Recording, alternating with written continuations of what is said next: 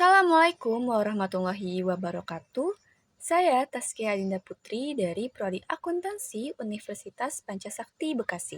Di sini saya ingin mempresentasikan salah satu materi dari akuntansi biaya, yaitu mengenai analisis biaya pemasaran. Nah, untuk materi ini sendiri saya akan membahas 3 poin. Yang pertama, definisi biaya pemasaran dan proses pengalokasian biayanya. Yang kedua, bagaimana cara menganalisis dan penggolongan biaya pemasaran. Dan terakhir adalah penerapan analisis biaya pemasaran dalam produk bunga hiasan artifisial. Nah, kita masuk ke pembahasan pertama. Apa sih sebenarnya biaya pemasaran ini? Nah, biaya pemasaran adalah biaya-biaya yang dikeluarkan sejak saat produksi selesai dan disimpan dalam gudang sampai produk tersebut berubah menjadi uang tunai. Ini mencangkup semua biaya yang terkait dengan penyimpanan, distribusi, dan penjualan produk. Berikut penggolongannya biaya pemasaran. Yang pertama ada order getting cost, yaitu semua biaya yang dikeluarkan dalam usaha untuk memperoleh pesanan seperti salesman, komisi, dan advertensi. Nah, ada lagi order filling cost. Nah, ini adalah semua biaya yang dikeluarkan untuk mengusahakan agar produk sampai ke tangan pembeli dan biaya-biaya untuk mengumpulkan uang dari pembeli. Nah, untuk order filling ini, biaya-biaya ini terjadi setelah langganan atau pelanggan aktif terbentuk, dan tujuannya adalah untuk memastikan produk atau layanan disiapkan, dikemas dengan baik, dan dikirim kepada pelanggan dengan efisien. Contoh biaya ini termasuk biaya produksi, biaya pengemasan, biaya pengiriman, serta biaya administratif yang terkait dengan pemrosesan dan pemenuhan biaya pemesanan. Setelah kita mempelajari mengenai apa itu biaya pemasaran, di sini ada 3 cara menganalisis biaya pemasaran. Yang pertama adalah analisis biaya pemasaran menurut jenis biaya atau objek sasarannya. Analisis ini melibatkan pengklasifikasian biaya pemasaran berdasarkan jenis biaya yang dikeluarkan atau objek spesifik yang menjadi target dari pengeluaran biaya tersebut. Jenis biaya ini dapat mencakup biaya promosi, biaya penjualan, biaya distribusi, dan lain-lain. Tujuannya sendiri adalah untuk memahami alokasi biaya dalam setiap kategori biaya dan objek yang dituju, sehingga dapat mengidentifikasi area yang memerlukan pengendalian biaya atau peningkatan efisiensi. Yang kedua adalah analisis biaya pemasaran menurut fungsi distribusi. Nah, analisis ini berkaitan dengan fungsi distribusi dalam pemasaran yang melibatkan pengeluaran biaya untuk kegiatan distribusi produk ke pasar. Fungsi distribusi mencakup berbagai aktivitas seperti transportasi, penyimpanan, pengolahan inventaris, dan penanganan produk. Tujuan dari analisis ini sendiri adalah untuk mengendalikan biaya yang timbul dalam proses distribusi, serta memastikan bahwa biaya distribusi yang dikeluarkan dengan nilai yang diberikan kepada pelanggan telah sesuai. Terakhir ada analisis biaya pemasaran menurut cara penerapannya.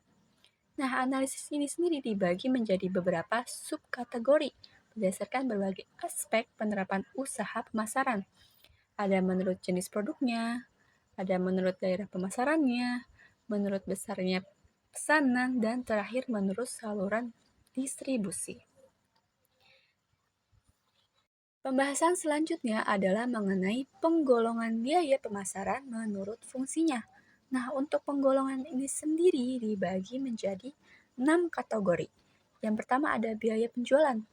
Biaya penjualan meliputi gaji salesman, bonus, komisi, biaya perjalanan salesman, dan lain-lain. Lalu ada biaya advertensi atau biaya pemasaran.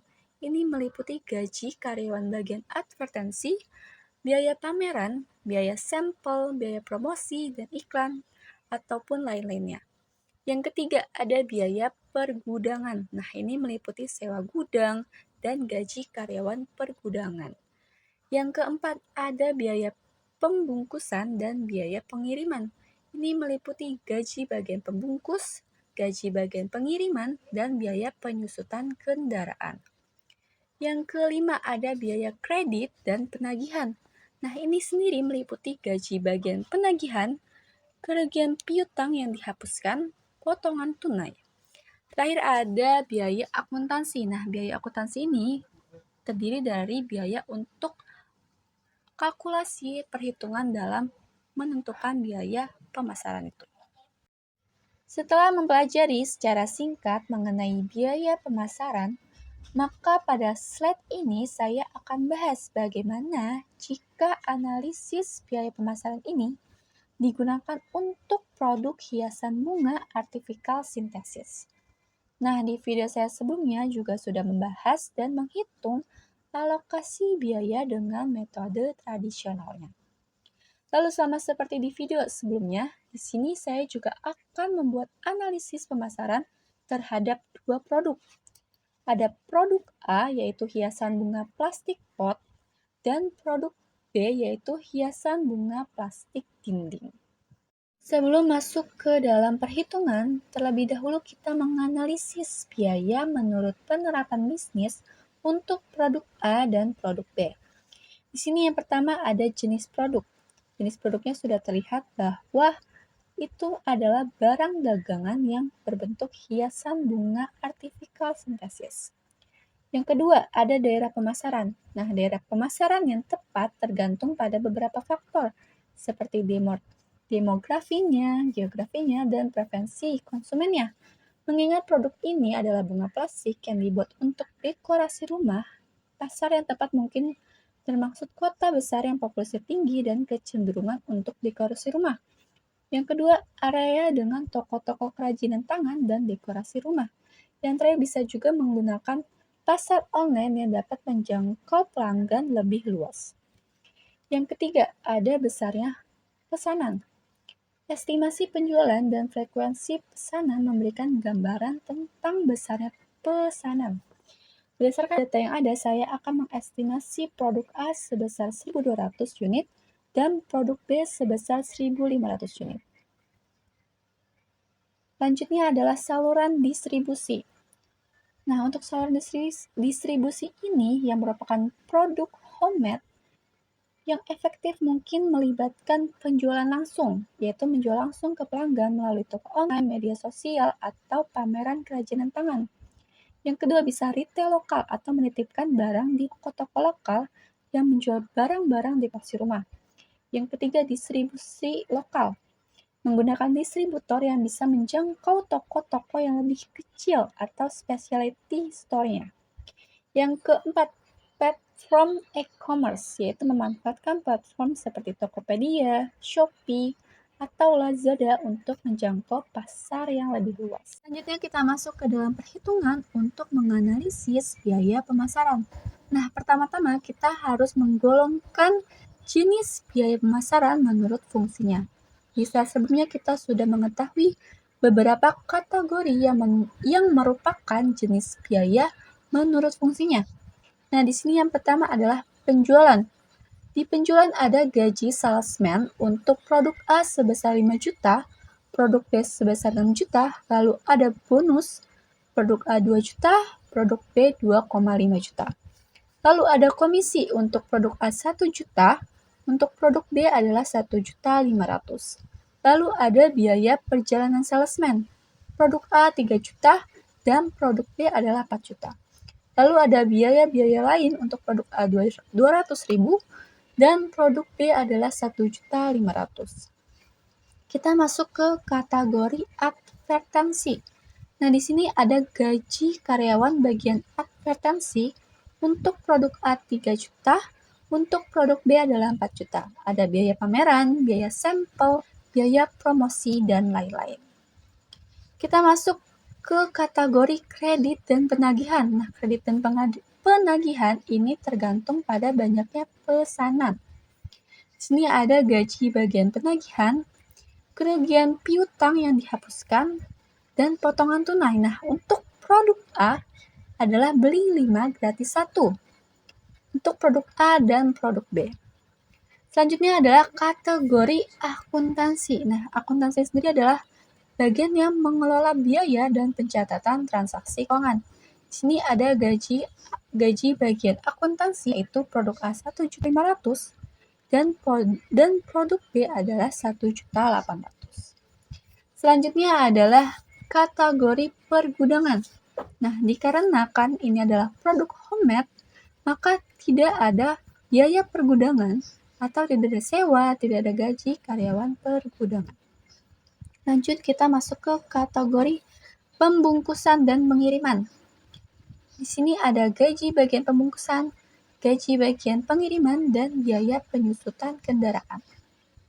Lalu kita masuk ke dalam total. Setelah kita merinci biaya pemasaran, maka setelah itu kita akan mentotal. Di sini ada penjualan 26.700.000, lalu pergudangan adalah 0 rupiah, pembungkusan dan pengiriman adalah 11.500.000, dan advertensi 28 juta, kredit dan penagihan 6.850.000, dan biaya akuntansi sebesar 3.300.000. Setelah kita total dari penjualan hingga akuntansi, didapatlah total sebesar 76.350.000. Berikutnya kita akan menghitung rincian biaya yang diestimasikan. Nah, di sini ada keterangan produk A dan produk B. Harga jual per unit untuk produk A adalah 55.000, produk B adalah 51.000, lalu ada harga pokok per unit, produk A 42.000, produk B adalah 39.800. Untuk jumlah produk terjualnya, produk A adalah 1.200 unit, produk B adalah 1.500 unit. Berat produk per unit adalah 950 gram atau 0,90 kg. Untuk produk A dan produk B adalah 550 gram atau 0,55 kg. Nah, untuk frekuensi produk tercantum dalam faktur penjualan, produk A adalah 520 unit, produk B adalah 750 unit. Terakhir ada frekuensi pesanan dari langganan. Nah, produk A adalah 280 unit, produk B adalah 300 unit. Selanjutnya kita akan menganalisis tarif alokasi biaya pemasaran. Ini ada, pertama kita akan menganalisis penjualan dan pergudangan. Di sini ada fungsi, jumlahnya yaitu produk A ditambah produk B, dan jumlah dasar alokasi. Terus kita akan mengetahui tarif alokasinya. Pertama kita akan mengetahui bagaimana mencari jumlah dasar alokasi dari penjualan. Kita sudah tahu kalau jumlah adalah produk A dan produk B, itu 26.700.000. Lalu di mana kita bisa mendapatkan 142.500.000. Nah, di sini ada di bawah ada produk A. Tadi harga jualnya kita sudah tahu adalah 55.000 dan produk B adalah 51.000. Dan unit masing-masing adalah 1.200 dan 1.500. Kita kalikan saja harga jual dan unit. Untuk produk A adalah 66 juta, lalu untuk produk B adalah 76.500.000. Didapatkanlah 66 ditambah 76.500.000, 142.500. Lalu untuk mencari tarif alokasi sendiri adalah penjualan dibagi jumlah dasar alokasi dikali 100%, didapatlah 18,74%. Untuk perhitungan pergudangan sendiri, karena kita tidak menggunakan biaya pergudangan, maka tidak ada tarif alokasi biaya untuk pergudangan. Lanjut, kita akan menganalisis tarif alokasi biaya pemasaran untuk kategori-kategori berikutnya. Nah, kita sudah tahu untuk mencari jumlah, kita hanya perlu menambahkan produk A dan produk B sesuai dengan kategorinya. Jadi untuk kolom ini kita akan memasukkan pembungkusan dan pengiriman, advertensi, kredit, dan penagihan. Sudah terlihat jumlahnya. Lalu kita masuk ke jumlah dasar alokasi.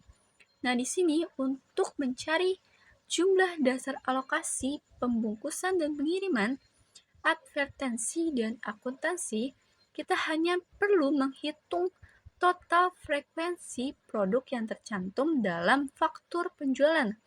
yaitu dengan menambahkan produk A sebesar 520 dan produk B sebanyak 750.